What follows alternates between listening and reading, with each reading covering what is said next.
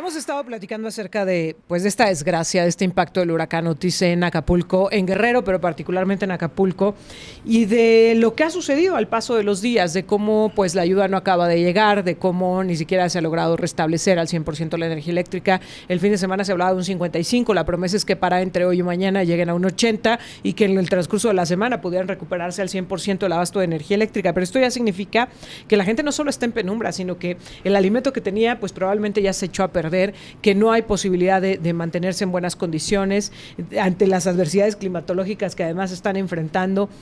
Falta la comida, falta el agua, empieza a imperar la desesperación, hemos visto los actos de saqueo y la gran pregunta, más allá de los discursos políticos a favor o en contra de la actuación del gobierno, es ¿y qué tendría que estar sucediendo de acuerdo a los protocolos, de acuerdo a lo que se marca en materia de protección civil? Y por eso quisimos consultar al experto en la materia, el ingeniero Oscar Mendoza. Bienvenido, ingeniero. Muchísimas gracias, Erika, les agradezco mucho la invitación, estoy muy atento y dando seguimiento precisamente a esta tragedia que se está viendo en Acapulco y en la zona del Pacífico, porque no solamente fue el capital en el puerto, sino que en otras partes también del estado de Guerrero sufrieron este tipo de contingencias, y que yo lo voy a comentar de esta forma como lo veo.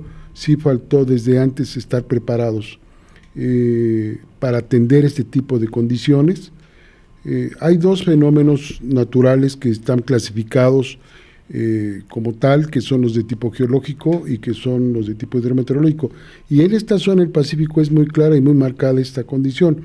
Nos hemos preparado mucho en el aspecto geológico, en los temblores, en los sismos, pero hemos dejado fuera el aspecto hidrometeorológico, cuando sabemos que tanto en el Golfo como en el Pacífico se presentan con periodicidad. Y existían protocolos que a partir del 31 de mayo y en junio, eran precisamente ya cuando nos pasaban los pronósticos, y sabíamos cómo y cuántos iban posiblemente a llegar a las costas mexicanas. Y en ese sentido se hacía todo el preparativo preventivo para atender en cualquier momento las contingencias. Entonces, lo que sí vimos ahorita es que ha habido una falta de coordinación entre las diferentes autoridades, y lamentable lo que nosotros conocemos como el Sistema Nacional de Protección Civil. No he visto yo su presencia, no he visto yo su coordinación, he visto su trabajo técnico, y como tal sí vemos que la población está sufriendo carencias y consecuencias de este fenómeno hidrometeorológico de manera muy importante, como bien lo mencionabas. Ahora lo quiero dividir en el previo, en el durante y en el después. En el previo, ¿qué debió haber sucedido? Porque, a ver, lo que narran en sus testimonios, ni siquiera a través de los medios de comunicación, de las redes sociales, muchas de las personas que estuvieron ahí, entre ellos la periodista Fernanda Familiar, que estaba ahí hospedada, gente de San Luis Potosí, que fue a una convención minera y que los agarró ahí el huracán, es que nadie les advirtió. Es decir, había quien lo sabía porque pues había conocido algo en los medios de comunicación, había escuchado algo, pero en el momento de llegar, de hacer el check-in en el hotel, de hospedarse ahí, de tener actividades en diferentes lugares públicos de Acapulco, nadie les advirtió. Nadie les dijo qué tenían que hacer o cómo tenían que reaccionar en caso de que llegara el huracán. ¿Qué fue lo que faltó ahí, ingeniero? Yo creo que faltó desde antes, me refiero nuevamente desde el mes de mayo, debieron de haber estar previstos. Son fenómenos cíclicos, los huracanes son fenómenos cíclicos que además se puede prever porque a través de la NOAA y el Sistema Nacional, el Servicio Meteorológico Nacional, el Centro Nacional de Huracanes, nos están diciendo cómo es el comportamiento y cómo puede ser ante esa situación. Cada uno de los establecimientos deben de contar con su programa interno de protección civil, y no se diga con esas dimensiones de edificios y de casas con los que se tienen, y estar atentos a esta condición. Lamentablemente lo vimos que no fue así. Días antes sí estamos hablando de que fue una depresión, y sí estamos hablando que en un tiempo muy corto cambió de una condición a otra en cuestión de horas. Se hizo muy fuerte. Muy fuerte, con vientos de 250 a 270 kilómetros por hora, que es categoría 5, y que vemos que no estaban preparadas ninguna de las autoridades, ni tampoco los establecimientos donde teníamos convenciones, donde teníamos turistas, donde estábamos preparados para...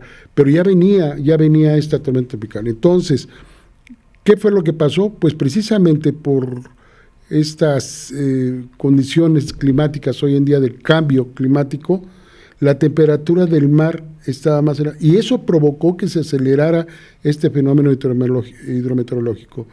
No estamos dando seguimiento a estos fenómenos, y estoy hablando de que las autoridades correspondientes en ¿Quiénes materia, son esas autoridades? el Servicio Meteorológico Nacional, por ejemplo, el Centro Nacional de Huracanes, que debe tener una comunicación, el Sistema Nacional de Protección Civil, el Sistema Estatal de Protección Civil, hacer las reuniones anuales que se deben de tener para que de esta forma se comiencen a formular estos protocolos de atención en el antes, en el durante y en el después. Voy al durante.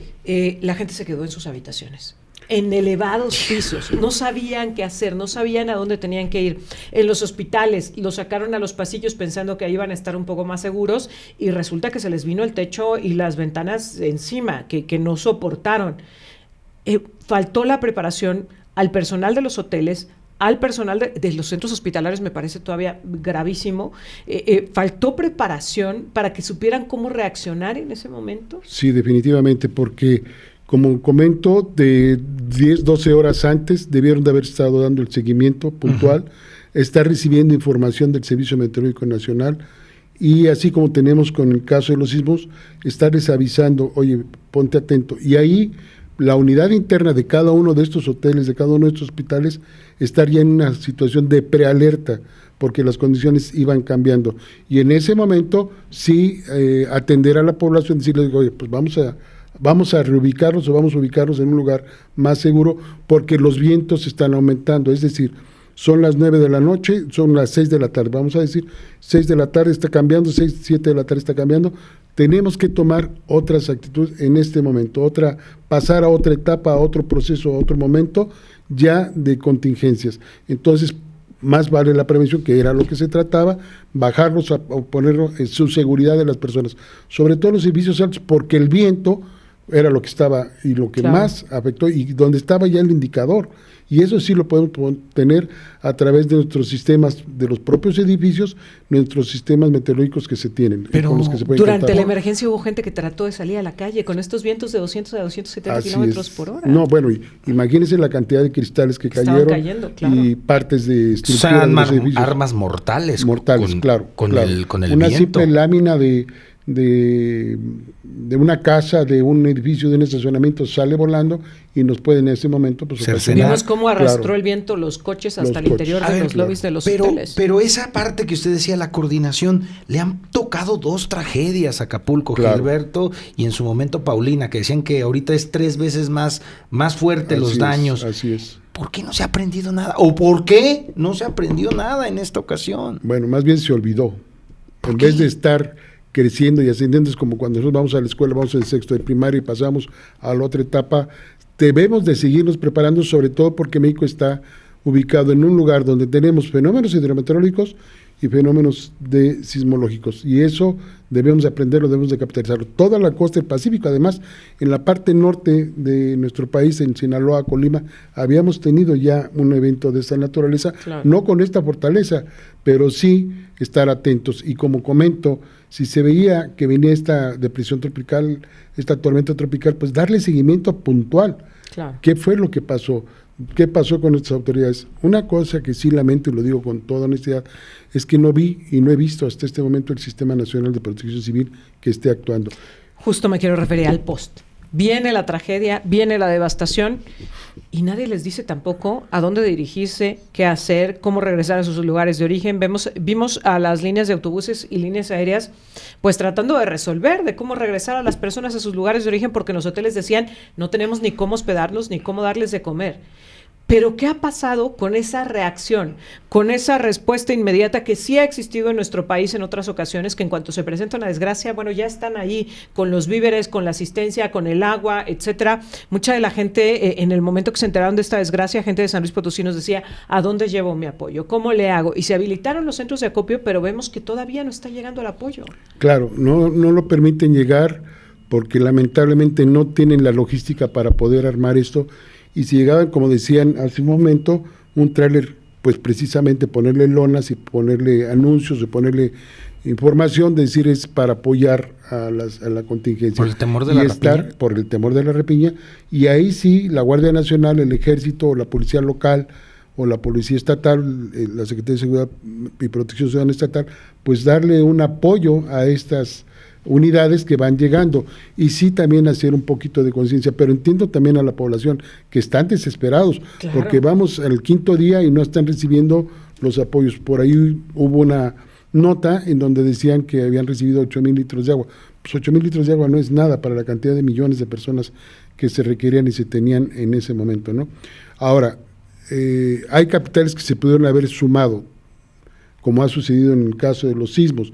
Pues está Cuernavaca, está el mismo Guerrero, Chilpancingo, Iguala, ciudades grandes que tienen otra estructura y otra infraestructura y que pudieron haber mejorado las condiciones. Oaxaca, Veracruz, inclusive pues si desde aquí de San Luis Potosí estamos tratando de llegar, pues sí hablar acerca de una solicitud de apoyo por parte de la autoridad, y vuelvo a lo mismo, del Sistema Nacional de Protección Civil, ubicarse, por ejemplo, en el Colegio Militar a la salida a Cuernavaca, a Acapulco, sí, y ahí tener el centro de acopio y distribución y escoltarnos toda la carretera hasta llegar a Acapulco, ¿no? Eso es lo que creo yo que se pudo haber hecho, pero desde antes, vuelvo a lo mismo, en los procesos del Sistema Nacional de Protección Civil están los 3 tiempos, en el antes, en el durante y en el después. El Servicio Meteorológico Nacional, ¿quién conforma el Sistema Nacional de Protección Civil? Pues todas las autoridades que tienen claro que ver con esto en el campo de su expertise. En este caso el Servicio Meteorológico Nacional, la Comisión Nacional del Agua, el Ejército Mexicano con su plan DN3, y en ese momento el Sistema Nacional de Protección Civil, la Coordinación Nacional de Protección Civil, es eso, es quien coordina todos esos procesos y todas esas etapas para darle atención a la población civil. Pues ojalá que de verdad se retome este trabajo y que veamos un resultado por el bien de la gente que está hoy en esta condición. Te agradezco mucho, ingeniero, que hayas estado con nosotros. Con todo gusto, el gusto es para nosotros estar en contacto con la población y muchas gracias por habernos invitado. Gracias, ingeniero. Gracias. Y es que de lo que se trata es justamente de eso, de aprender, de poder aprender de las experiencias y de empezar pues a corregir los errores, enmendar los errores y empezar a trabajar de una manera mucho más efectiva. Altavox.